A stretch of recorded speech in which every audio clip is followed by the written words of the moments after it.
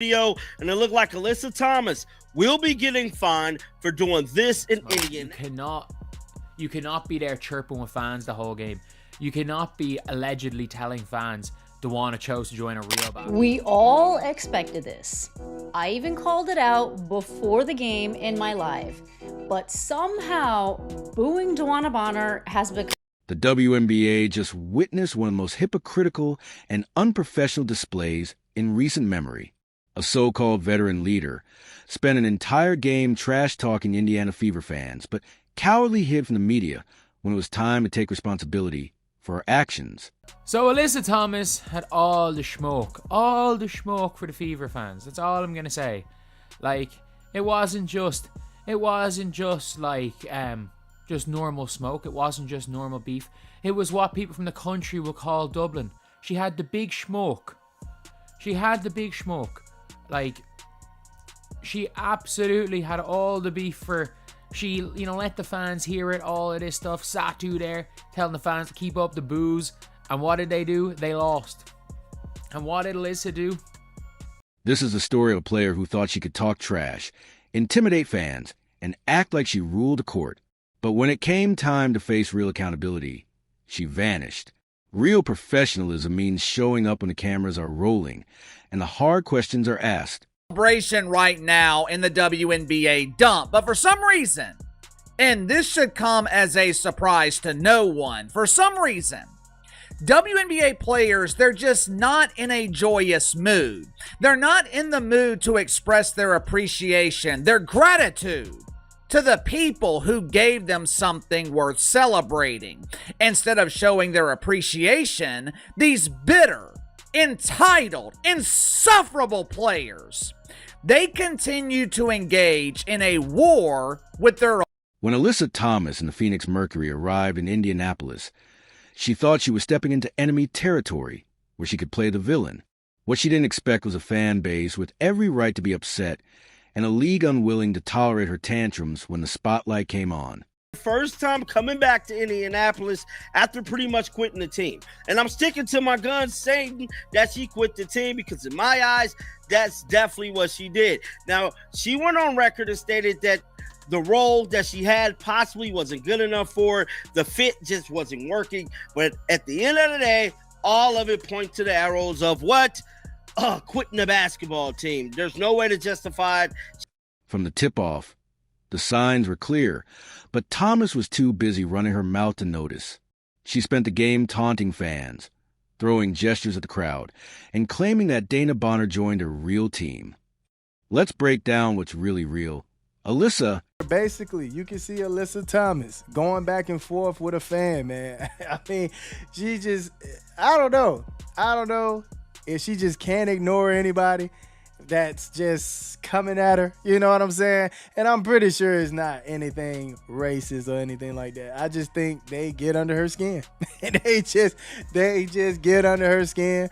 And maybe since her first incident, whatever the case may be, she just didn't like it. So after that, she just can't stand any other female fan base. So what did the WNBA do? They took the necessary action. Fined Thomas and the Mercury for failing to follow the most basic rule of professional sports, facing the media after the game. 5 WNBA media access policy states no later than 10 minutes following the game, each head coach and 2 players, leading scorer and key contributor per team, be available in separate press conference room for in-person Zoom meetings. AT and the Mercury will likely be fined because they chose to break the rule. It's looking like Alyssa Thomas and the Phoenix Mercury are going to be fined because she just said nah. If you're enjoying this, please subscribe.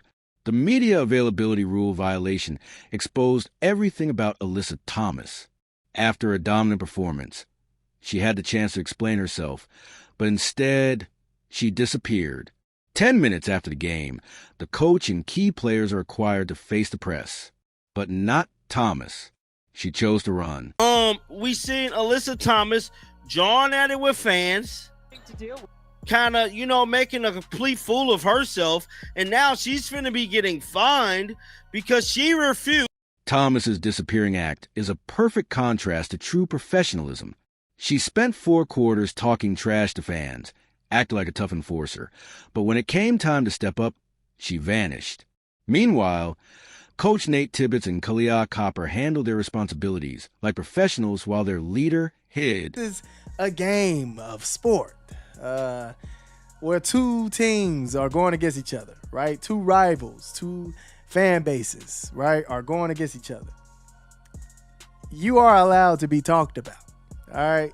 You are allowed to be talked about as long as they are keeping it within the game and, not really attacking anything personal or talking about family members or, you know what crosses the line, right? Y'all know. Let's be clear. What happened in Indianapolis was completely justified. Dana Bonner joined the Fever with big promises, but quit after just 9 games. She posted some of the worst stats of her career and showed zero commitment. The Fever tried everything to make it work, but Bonner mentally checked out and forced her release. After 3 games in a starting role, Bonner was moved to the bench in favor of shooting guard Lexi Hull, and 6 games later, she was done with the Fever. The Fever originally cited personal reasons for her absence, but what I learned later, again from multiple sources, was that the team was actually... Alyssa Thomas, though, acted like Indiana fans were wrong for booing a player who quit after 9 games. She acted like it was inappropriate for fans to express their frustration with a player who took their money, wasted their time, and failed to commit to the team. This is where Thomas and other WNBA players show how unprepared they are for real scrutiny. Boo people for less. I boo people for way less. Like if somebody played for my team, my favorite team, and they left after 9 to 10 games, wasn't a good fit. I'm sure she dealt with some shit. I'd feel the type of way her coming back into my house. That's just fandom, okay? So, again, open to constructive feedback. I think that's sports, man. I'm going to be booing people all the time. I love it. Boo. After all the tough talk, the gestures, and the bullying, Thomas had her chance to explain herself. But when the press conference arrived, she wasn't there. The league acted fast, issuing fines for both Thomas and the Mercury for breaking the media availability rule. This isn't the first time the WNBA has had to discipline players for this behavior, and it won't be the last. I believe Angel Reese did this last year, too, after the Indiana Fever game. She had refused to talk to the media for whatever reason, but it seemed like this is what they do in this league. Like, when things don't go their way, they just refuse to talk to the media, which is so freaking weird to me. So this was released today, and it stated Alyssa Thomas provoked last night that she's the lamest of lames. All that is talking, and then ducks the media presser. That's his. What makes this even more embarrassing for Thomas is how other players handle similar situations. Caitlin Clark, despite facing intense fouls and being targeted every game, shows up to every press conference with professionalism. Dana Bonner, despite her disappointing performance, at least showed up. But Thomas, she disappeared.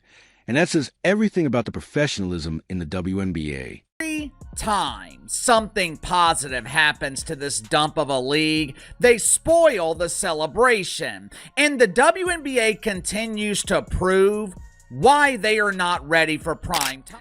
Caitlin Clark enters the league, and literally overnight, the WNBA is pushed into the mainstream. When you go from complete anonymity to mainstream exposure and you're not ready, the problems of your league will be exposed and magnified. All of your warts will be uncovered. When you're not used to being recognized, when you're not used to being criticized, and all of a sudden you're dealing with both on a daily basis, that can... Booing is part of sports. Fan criticism is part of sports. Media accountability is part of sports. If you can't handle a fan base expressing disappointment with a player who quit on their team, then you're not cut out for professional athletics. And when given the chance to show some accountability, Thomas ran and hid. Like the booing and everything, Dwana brought that in herself. Let's be completely real. Even Nate Tibbetts was just like, well, yeah, this is... Their coach was even like, well, yeah, this is sports. This is sports. And this highlights a broader issue in the WNBA. Players want all the perks of mainstream attention, but none of the responsibility that comes with it. They want fans to show up and support them, but get upset when those same fans hold them accountable. The WNBA is finally getting the attention it's always wanted, but with that comes real scrutiny. It's time for the players to grow up and act like true professionals. Players are frustrated. Hell, this league has been filled with whiners and complainers for the last 30 years. For 28 of those years, no one was paying attention. Now, the bitterness has been magnified. They're complaining about their minimum wage salaries. They're complaining about the media coverage. They're complaining about criticism. Instead of venting about these complaints privately, WNBA players, they choose to do it publicly. And who is the number one target of their frustration? The choice is theirs. The WNBA has shown it will hold players accountable. Fans will hold players accountable. The media will ask tough questions. Alyssa Thomas thought she could talk big without facing the consequences. Now, she's paying the price. This is the reality of being a professional athlete.